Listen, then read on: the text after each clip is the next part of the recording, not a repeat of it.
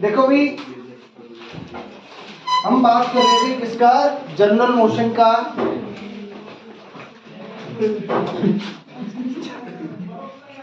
और general motion में rotational और ट्रांसलेशनल दोनों मोशन का इफेक्ट आपको कंसीडर करना होगा। तो उसी में एक और क्वेश्चन देखते हैं हम लोग।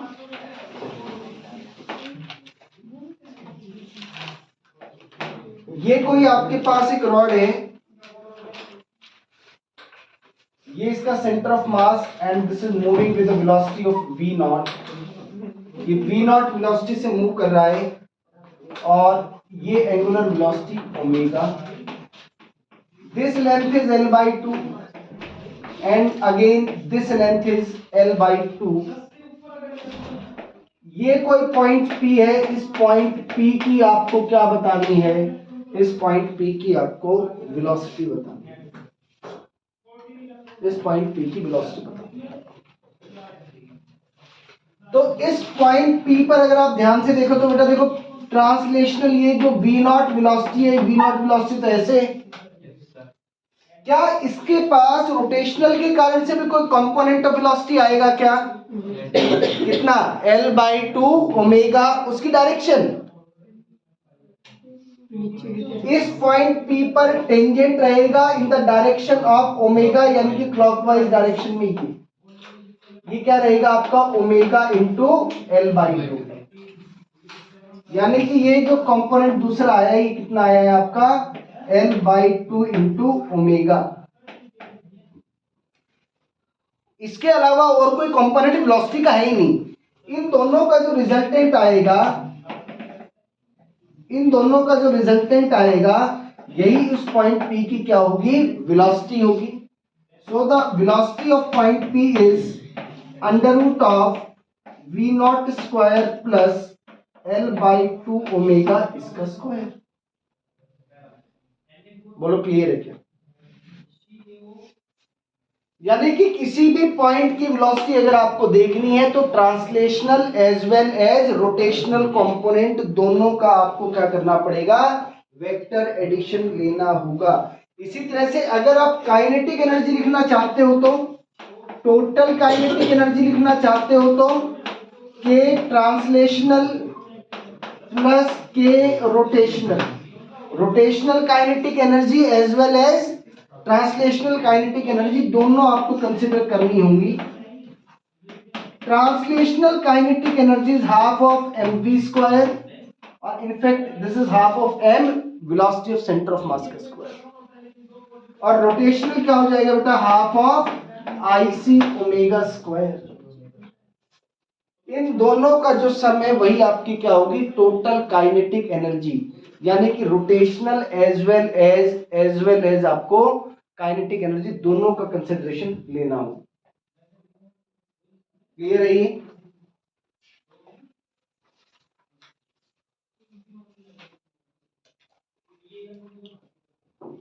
कर लिया ये?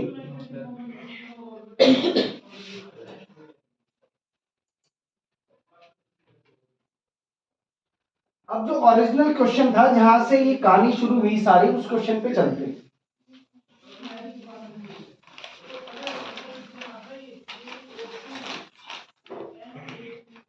आपका जो ओरिजिनल क्वेश्चन था, the original question was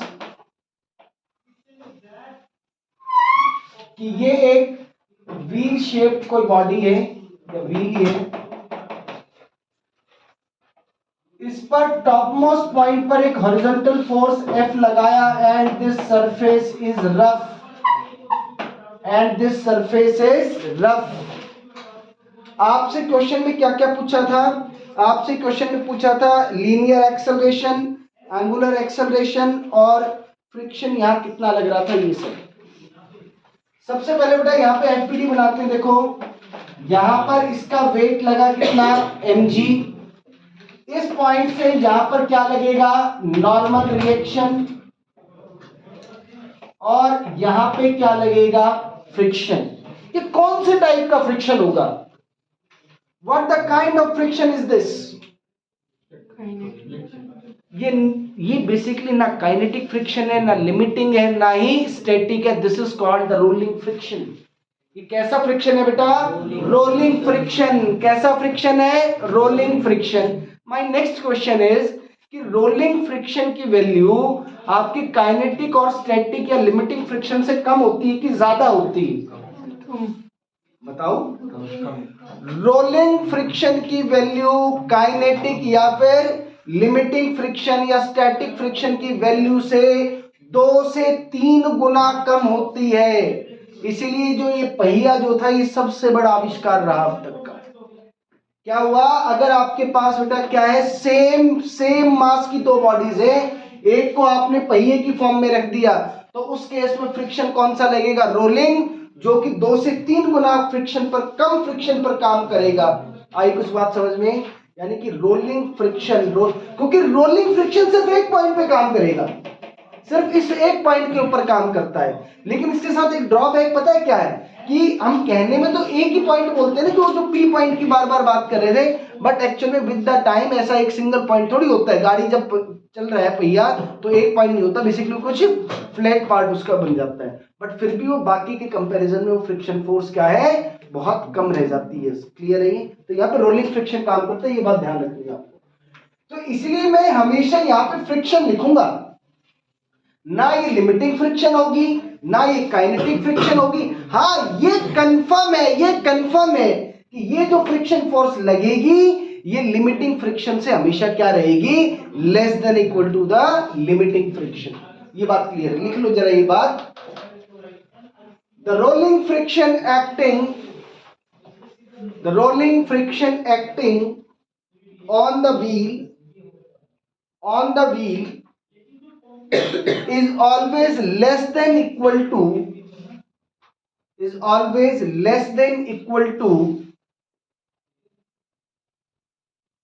the limiting friction. उस लिमिटिंग फ्रिक्शन से ज्यादा नहीं हो सकता. इसलिए मैंने इसको क्या लिख दिया? सिंपल ही लिख दिया. ठीक है.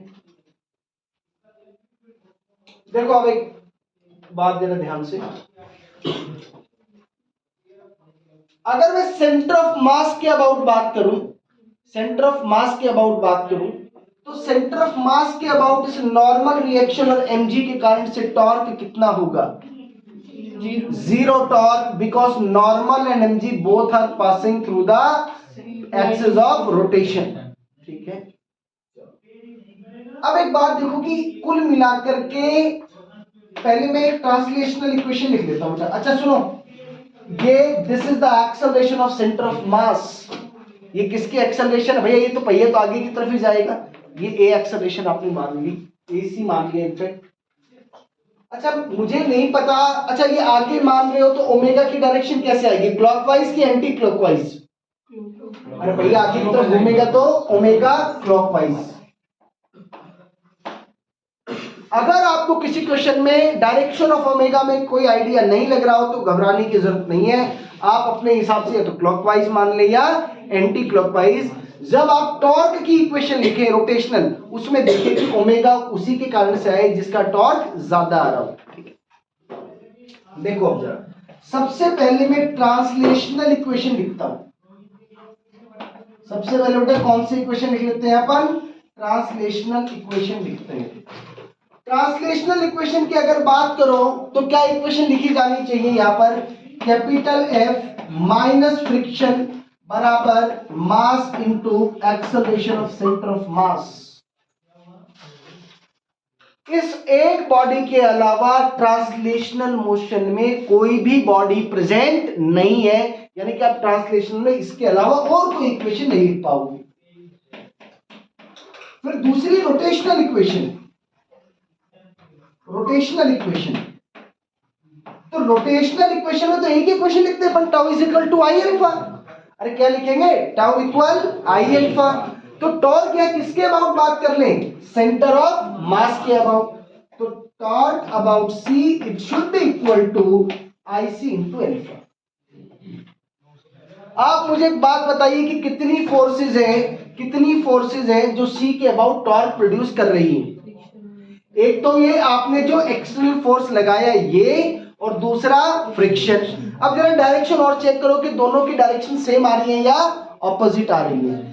इस कैपिटल एफ के कारण से डायरेक्शन क्लॉकवाइज है कि एंटी क्लॉकवाइज है?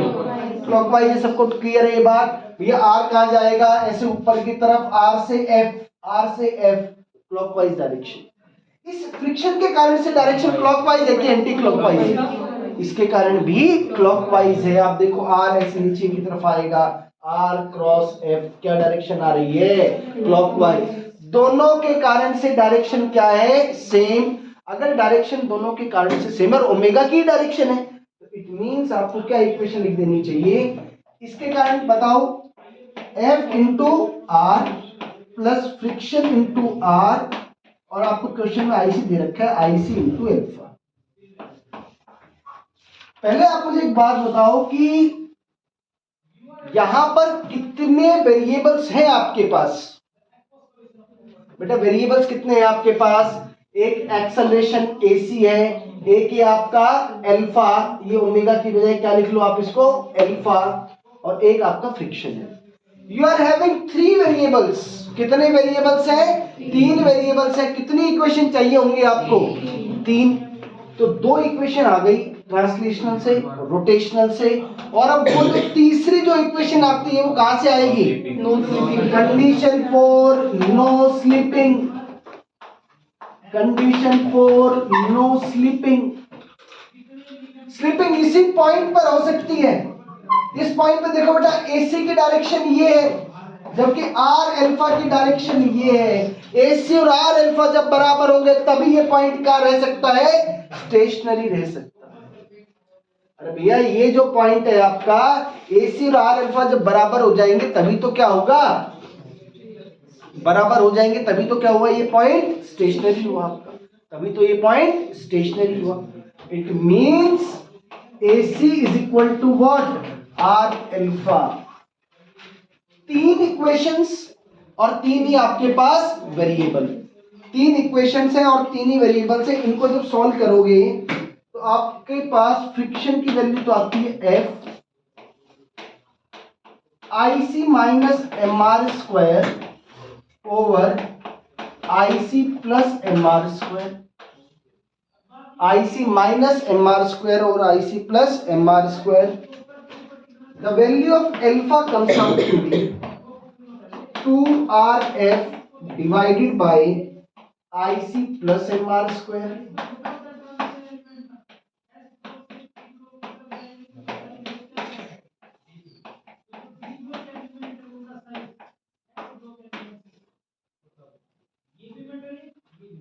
ये देखो, ये आपके पास फ्रिक्शन की वैल्यू, ये अल्फा की वैल्यू और ये एक्सेलरेशन की वैल्यू। ये सब वैल्यूज आ जाएंगे। आइडिया ये कि 3 इक्वेशन बनानी आएगी आपको, 3 या 4 या 5 जितनी भी इक्वेशन होंगी, ट्रांसलेशनल से, रोटेशनल से, और फिर एक लास्ट इक्वेशन, या हो सकता है एक से ज्यादा भी। कहां से आएगी वो आपकी? बची हुई सब इक्वेशन नो स्लिपिंग की कंडीशन से। ठीक है। इन सब में मेरे लिए सबसे इंटरेस्टिंग एक्सप्रेशन जो आया वो इस फ्रिक्शन का आया। उसका एक कारण है, वो देखते हैं जरा।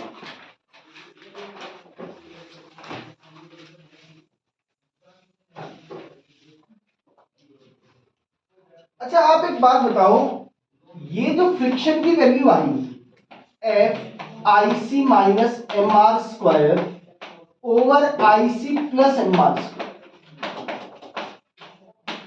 ये जो न्यूमरेटर में नेगेटिव साइन आ गया ना, इसने बड़ा इंटरेस्ट क्रिएट कर दिया हमारे लिए।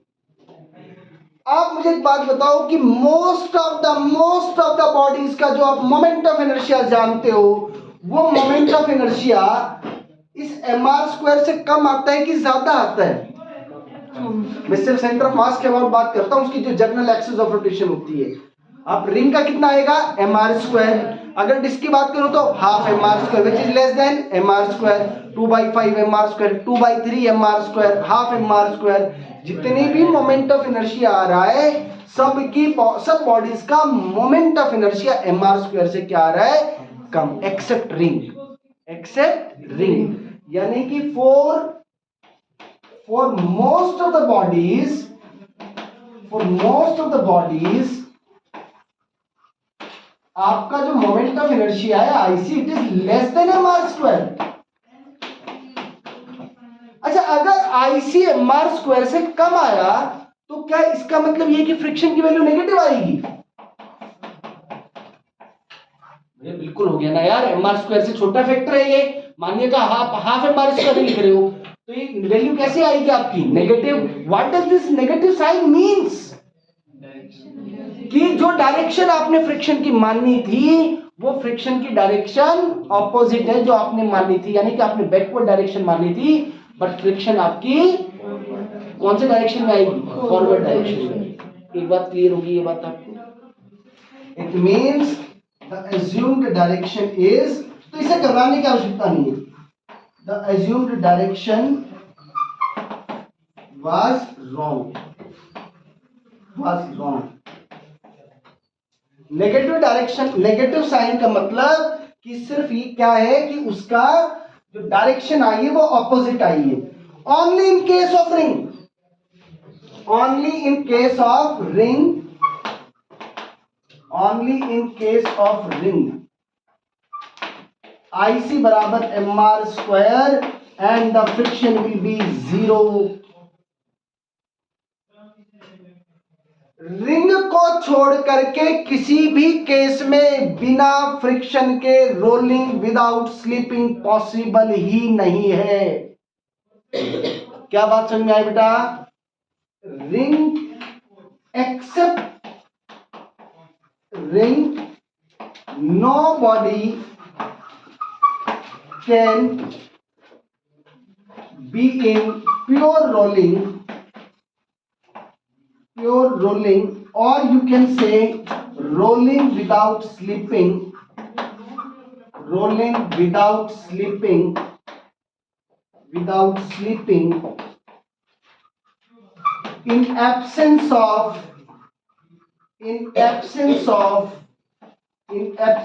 of friction। ये बड़ा इंपॉर्टेंट बात है। रिंग के केस में ही सिर्फ क्या कर सकते हो आप? रोलिंग विदाउट स्लिपिंग कर सकते हो on a smooth surface. Smooth surface पे रिंग को छोड़ करके किसी भी हालत में क्या संभव नहीं है? रोलिंग विदाउट स्लिपिंग संभव ही नहीं है। इट मींस, ये बड़ी इंपॉर्टेंट बात है, it means friction is a supporting factor for pure rolling. अब जरा देखो कि होता क्या है एक्चुअल में इसमें। यहां तक नोट किया आपने? करो करो, जल्दी से नोट करो। Hollow cylinder. क्या हो गया? होलो सिलेंडर क्या है उसका? हाँ तो होलो सिलेंडर रिंग तो एक ही बात है ना, वो बड़ी रिंग की तो है।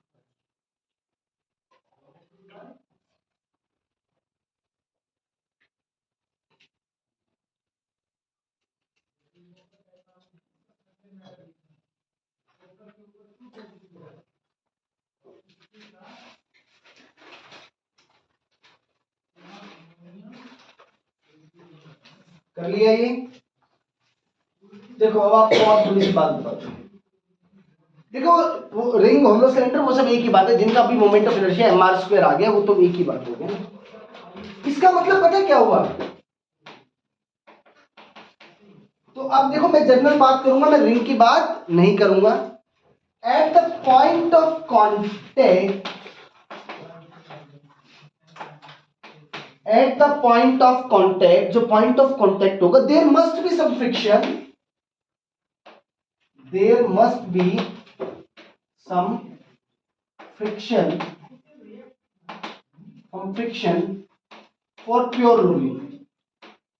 प्योर रोलिंग के लिए फ्रिक्शन का होना जरूरी है। It means friction is a supporting factor, friction is a supporting factor, supporting factor for pure rolling.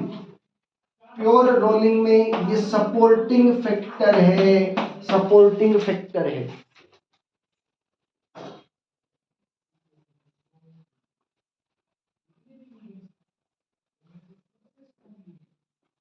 देखो थोड़ा सा विजुलाइज करते हैं इसको कि ये हुआ क्या है, क्योंकि इस पे एग्जामिनर बहुत क्वेश्चंस पूछता है अलग अलग हिसाब से। थ्योरेटिकल क्वेश्चन यहीं से बनता है बेसिकली। देखो देखो कि ऐसे समझो कि सर ये बॉडी थी, एक्चुअल में आपने फोर्स F इधर लगाया था, बट एक्चुअल में फ्रिक्शन की डायरेक्शन भी तो इधर ही है। एक्चुअल में फ्रिक्शन भाई अभी आपने देख लिया कि friction most of the cases में कैसा आने वाला है, नेगेटिव आने वाला है, नेगेटिव आने वाला है। ये डायरेक्शन आएगी। इस फोर्स के कारण जो टॉर्क की डायरेक्शन आई और जो इसके कारण टॉर्क की डायरेक्शन आई वो सेम की अलग अलग? पहले भी सेम थी, अब भी सेम। ऐसे कैसे होगा? पहले वाले ये वाला जो फ्रिक्शन, ये वाला जो फोर्स है, देखो जरा ध्यान से, ये वाला जो फोर्स है, ये वाला जो फोर्स है, इसके कारण डायरेक्शन आई क्लॉकवाइज। कौन सी डायरेक्शन प्रोड्यूस कर रहा है बेटा? क्लॉकवाइज। इसके कारण से देखो जरा, R क्रॉस F, ये कौन सी डायरेक्शन? Anti clockwise. ये कैसा? Anti clockwise. जरा देखो कि ये पहिया आगे की दिशा में घूम रहा है और ये एंटी क्लॉकवाइज में है। समझ में आई बात? जब हम प्योर रोलिंग के केस में बात कर रहे हैं तो AC और R अल्फा क्या हो गए? बराबर। अरे AC और R अल्फा क्या हो गए? बराबर। अब उस कंडीशन में यहां पे जो ये वाला जो पॉइंट है, क्या इसका कोई रिलेटिव मोशन हो रहा है? कि मेरे एक एक सवाल का जवाब ध्यान से देना। आपको इसी पॉइंट पे बताऊंगा कितने सवाल पूछे हुए पिछले सालों में नीट के अंदर, जेईई मेंस के अंदर। बेटा ये जो पॉइंट है, ये जो पॉइंट है एट द टाइम ऑफ, देखो एक्चुअली में क्या होगा कि एकदम से प्योर रोलिंग शुरू नहीं होती है, एकदम से प्योर रोलिंग शुरू नहीं होगी। हल्का से टाइम के बाद क्या हो जाएगा? प्योर रोलिंग शुरू हो जाएगी। उस टाइम देखो फ्रिक्शन एडजस्टिंग फोर्स है। इनिशियली फ्रिक्शन क्या रहेगा? कम, थोड़ा सा बढ़ेगा। और कब? जब दोनों का ये वाले, इसके कारण और इसके कारण जब टॉर्क बराबर हो गया। अच्छा मुझे एक बात बताओ कि कोई बॉडी मूव कर रही थी, अब ऐसा संभव है ना कि दो फोर्स उस पर लग रही हो, जब दो फोर्स नेट फोर्स जीरो होगी तो क्या ऐसा हो जाएगा कि पार्टिकल रेस्ट पे आ जाएगा? भाई पार्टिकल कोई वेलोसिटी अटेन कर चुका है, उसके बाद उस वेलोसिटी से क्या होगा? चलता रहेगा। ठीक है, उस एक्सेलरेशन से चलता रहेगा। इस केस में अगर बात करें तो अल्टीमेटली जब प्योर रोलिंग शुरू हो चुकी, उस टाइम पर ये जो पॉइंट ऑफ कांटेक्ट है, P पॉइंट, इस पॉइंट पर कोई फ्रिक्शन लग रही होगी या नहीं लग रही होगी? पहला सवाल तो ये। या उससे पहले ये बताओ, will there be any rubbing?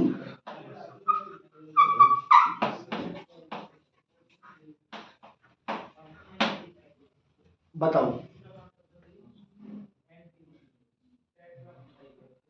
Eight the time of pure rolling इस पॉइंट पर कोई रबिंग है क्या? बताओ। कोई रबिंग नहीं है, because this point is at rest, stationary है। आपने तो देखा AC बराबर R अल्फा। अरे आपने क्या लिख दिया? AC बराबर R alpha. There is no slipping. No slipping का मतलब नो स्लाइडिंग, नो स्लाइडिंग का मतलब नो रबिंग। इस पॉइंट पर कोई रबिंग नहीं हो रही। इसलिए अगर आपने पहले कुछ क्वेश्चंस किए हैं तो आपको ध्यान होगा कि आप कहते हो कि यहाँ पे कोई हीट डिसिपेशन नहीं हो रहा, एनर्जी इज कंजर्व्ड। ये 2 बार सवाल पूछा हुआ है आपका। इस पॉइंट पे कोई रबिंग नहीं हो रही, कोई रबिंग नहीं हो रही, तो no heat dissipation, no heat dissipation. और कोई हीट डिसिपेट नहीं हो रही तो energy is conserved, energy is conserved. यानी कि फ्रिक्शन पता क्या करता है? फ्रिक्शन एक बार पिक्चर में आएगा, प्योर रोलिंग दे देगा और फिर गायब हो जाएगा। अरे आई कुछ बात समझ में? फ्रिक्शन परमानेंट रहने वाला नहीं है। वो एक बार क्या करेगा, जैसे ही प्योर रोलिंग शुरू हुई, भाई फ्रिक्शन का काम क्या है? किसको अपोज करना? रिलेटिव मोशन को। लेकिन जैसे प्योर रोलिंग शुरू हो गई, कोई रिलेटिव मोशन रहा ही नहीं, तो फ्रिक्शन उस पिक्चर से बाहर हो जाएगा।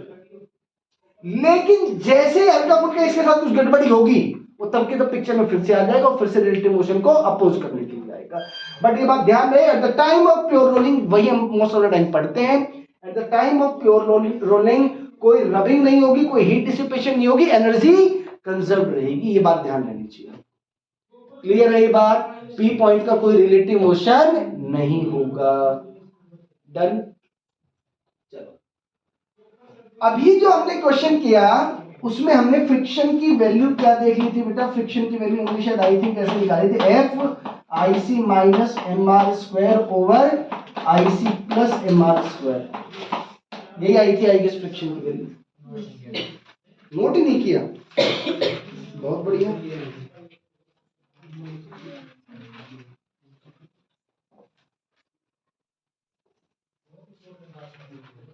चलो यही आया था बेटा, नोट कर लेते हैं, कोई बात नहीं। देखो अब एक चीज, वो जो हमने पिछला क्वेश्चन किया उसी क्वेश्चन को उसमें एक और सब पार्ट करते हैं। In previous question if the wheel was disc, अगर व्हील क्या है? डिस्क अगर है और प्योर रोलिंग है, और क्या है बेटा? Pure rolling. तो द क्वेश्चन इज कि वहां पर कितनी फ्रिक्शन एक्ट कर रही है, कितनी फ्रिक्शन लग रही है। तो भैया फ्रिक्शन बराबर आपका क्या आया था? I C minus M R square over I C plus M R square into जो भी आपने फोर्स एफ लगाया था। ये क्या आएगा? I C half M R square minus M R square divided by half M R square plus M R square.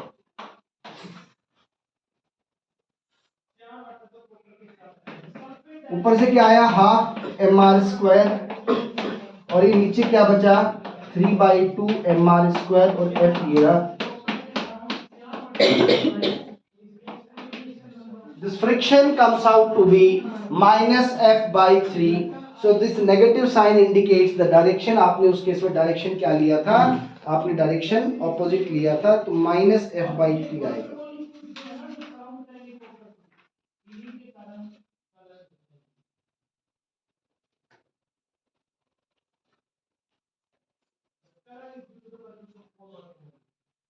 ठीक है, इसी में ऐसा और ऐसे क्वेश्चन भी पूछ सकते हैं। In previous question find out minimum value of mu if the body was disc.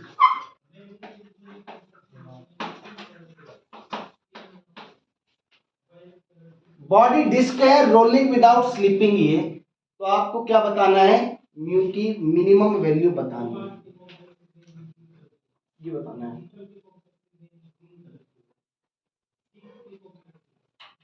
तो भैया इस केस में कैसे करेंगे? जो भी फ्रिक्शन लग रहा है, that should be less than equal to the limiting friction. जो भी फ्रिक्शन लग रही है that should be less than equal to the limiting friction. Friction आप निकाल चुके हो, वो कितना है बेटा? f/3। It should be less than equal to limiting friction, क्या होगा बेटा? Mu S M G. क्या हो गया बेटा? बेटा माइनस, फिर से मैंने आपको बताया कि माइनस तो सिर्फ क्या रिप्रेजेंट कर रहा है? डायरेक्शन की सेंस। मैं तो मैग्नीट्यूड इक्वेट करूंगा। Mu S greater than equal to F upon 3mg। तो बेटा म्यू की जो मिनिमम वैल्यू आएगी वो कितनी आएगी? एफ डिवाइडेड बाय 3mg आ जाएगी। This should be the value of minimum value of F.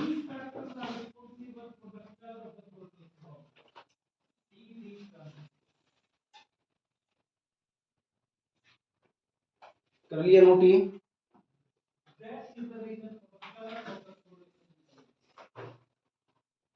हो गया क्या?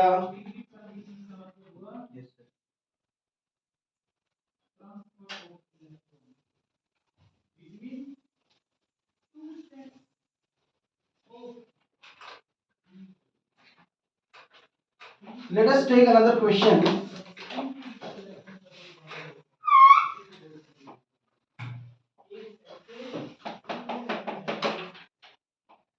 बार वो फोर्स F यहां लगाते हैं, इसका moment of inertia IC, radius R, mass M। वही सब चीजें फिर से बतानी है आपको, क्या क्या, एंगुलर एक्सेलरेशन, लीनियर एक्सेलरेशन और friction force acting on this.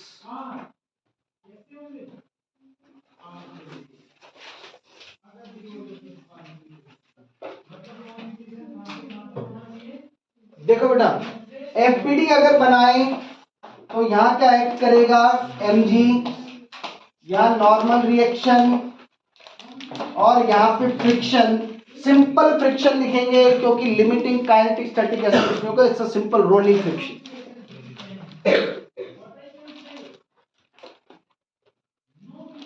Centre of mass के अबाउट बात करते हैं सारी। जिधर F लग रहा है यही डायरेक्शन बेटा किसकी हो गई, लीनियर एक्सेलरेशन। ये डायरेक्शन आपकी किसकी हो जाएगी, अल्फा की, पहिया इसी दिशा में घूमेगा। कितने वेरिएबल हो गए आपके पास, 3 वेरिएबल हैं। अरे कितने वेरिएबल हैं, 3। कौन कौन से, AC, अल्फा और फ्रिक्शन। सबसे पहले translatory equation, translational equation. Translational equation क्या बनेगी बेटा आपकी, F माइनस फ्रिक्शन बराबर मास इंटू एक्सेलरेशन।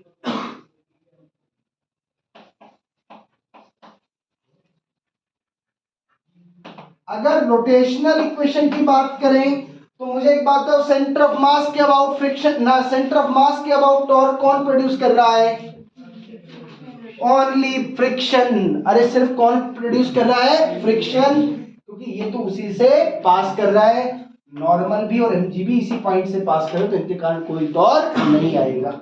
और आप देखो कि इसके कारण जो किसकी डायरेक्शन आई, जो टॉर्क की डायरेक्शन आई वो अल्फा को क्या कर रही है, सपोर्ट कर रही है, उसी डायरेक्शन में आ रही है। तो कितना आएगा बेटा इसका कारण, F इंटू परपेंडिकुलर दूरी R, it should be equal to what, IC alpha. तीसरी इक्वेशन कहां से लाओगे, कंडीशन फॉर नो स्लीपिंग। किसकी कंडीशन आएगी, नो स्लीपिंग की। इस पॉइंट पर बेटा AC इधर है, R अल्फा इधर है, AC is equal to R alpha. आपके पास कितनी इक्वेशंस, 3 इक्वेशन, और 3 ही इक्वेशन है और 3 ही वेरिएबल है। तो इनको जब सॉल्व करोगे तो मैं डायरेक्टली आपको लिख देता हूं, आप करते रहना इनको। अल्फा की वैल्यू आ रही है FR over IC plus MR square, AC is equal to FR square over IC plus MR square, and the friction is equal to FIC over IC plus MR square.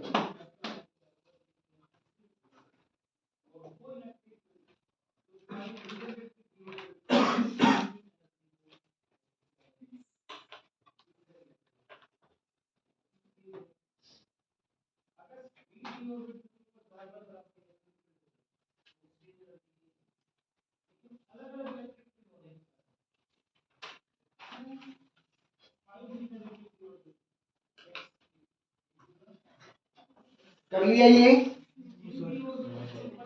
अरे कर लिया, करो करो करो जल्दी से करो।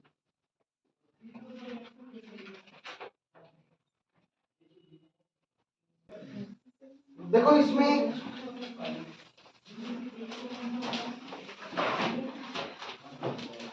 एक क्वेश्चन ये देखते हैं,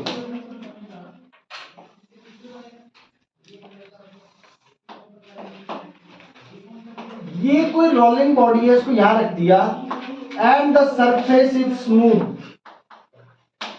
ये सरफेस कैसा है, smooth surface. My very first question is, body rolls without sleeping.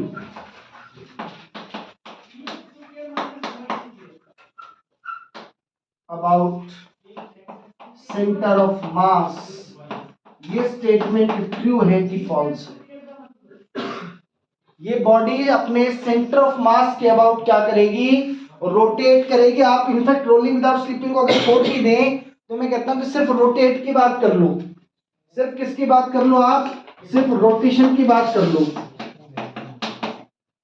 Rolling without slipping की बात बाद में कर लेंगे। क्या ये बॉडी अपने सेंटर ऑफ मास के अबाउट रोटेट कर पाएगी क्या, बताओ। अच्छा, अगर कोई बॉडी को रोटेट करना चाहते हो तो किसका होना जरूरी है, टॉर्क का। तो जरा एफबीडी बनाओ बेटा। ये क्या कंपोनेंट आएगा, mg cos थीटा। ये क्या कंपोनेंट आएगा, mg sin थीटा। और एक यहाँ क्या आएगा, नॉर्मल रिएक्शन। क्या इसका एक्सिस ऑफ रोटेशन, इसका एक्सिस ऑफ रोटेशन सिर्फ सेंटर ऑफ मास है। अरे किसके अबाउट रोटेट करना चाहेगी, centre of mass. Centre of mass के about torque due to mg sin theta is 0, torque due to mg cos theta is 0, torque due to normal is 0, overall torque is 0, this body will not rotate and the statement is false. कोई ऐसा component नहीं है, कोई ऐसा component नहीं है जो इस बॉडी को क्या कर पाए, घुमा पाए, वो इसको क्या करवा पाए, रोटेट करवा पाए। इसलिए ये बॉडी रोटेट ही नहीं करेगी रोलिंग विदाउट स्लिपिंग की, तो बात अभी भूल जाते हैं। फिर कैसा मोशन होगा इसका, कैसा मोशन होगा इस बॉडी का, ट्रांसलेटरी मोशन होगा। बिल्कुल, इस बॉडी का मोशन कैसा होगा, ट्रांसलेटरी मोशन होगा। बिल्कुल सही कहा आपने। ये बॉडी सिंपल ट्रांसलेटरी मोशन में जो कि नीचे की तरफ आ रही है, किस एक्सेलरेशन के साथ, g sin थीटा की। This mg sin theta is responsible for the translatory motion of this body. mg sin theta क्या कर रहा है, इसको ट्रांसलेशनल मोशन में लेके आ पा रहा है। लेकिन उसके अलावा और कोई यहाँ पे फोर्स ही नहीं है जो इसको क्या कर पाए, टॉर्क प्रोवाइड कर पाए। क्या ऐसी कोई फोर्स हो सकती है, क्या ऐसी फोर्स अगर मैं आपको कहूंगी कुछ ऐसा कर दिया जाए इस सवाल में, यस कि सर अगर यहाँ क्या फ्रिक्शन की बजाय सरफेस कैसा हो जाए, रफ सरफेस हो जाए, तो फिर ये फ्रिक्शन क्या प्रोवाइड कर देगी, टॉर्क प्रोवाइड कर देगी। वो करेंगे अगली क्लास में। तो ये ध्यान रहे, ये चीज बड़ी क्लियर हो गई है कि इंक्लाइंड प्लेन पर भी स्मूथ सरफेस अगर है तो क्या संभव नहीं है, तो आपका रोलिंग ही, रोटेशन ही संभव नहीं है। अगली क्लास में इस तरह के क्वेश्चंस करेंगे। Might be that be the last class है, उसे हो सकता है ये क्लास और कर लें, बस इतना ही बचा है इसके लिए। ठीक है, थैंक यू।